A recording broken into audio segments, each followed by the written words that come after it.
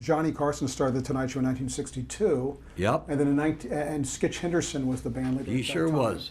And in 1966, you came on, as you mentioned earlier, you came on to The Tonight Show. What were the circumstances that you joined The Tonight Show? A phone call from Art Stark, who said, "Can you start the Tonight Show tonight?"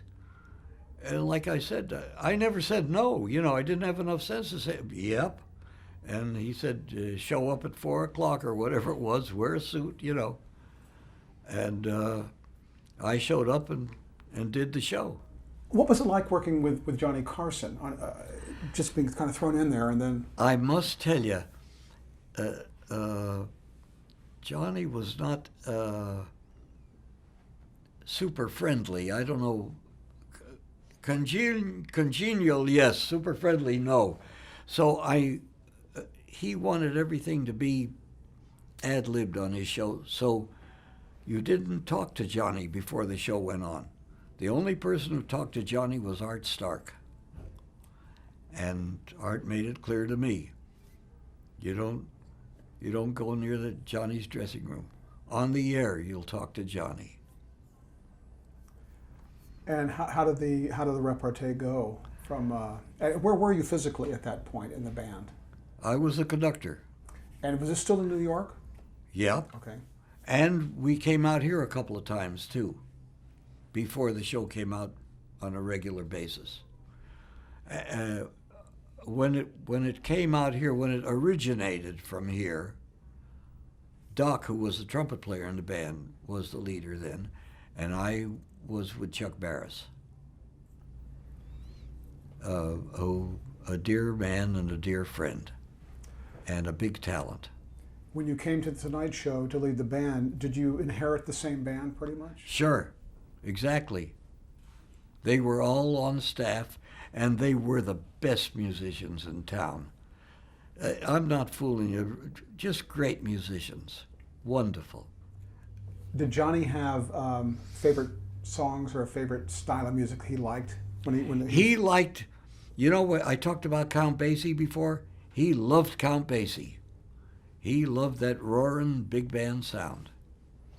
And he used to have a set of drums in his dressing room, and the whatever rehearsals we had were piped into his room so he could play drums along with the band. During the show itself? No, during rehearsals. No, I understood. I was going to ask you, during the show, did he go back and, was there a kind of a dialogue with the band sometimes or with you? Once in a while, yeah.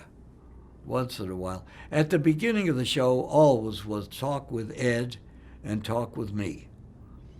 Not much during the rest of the hour or hour and a half.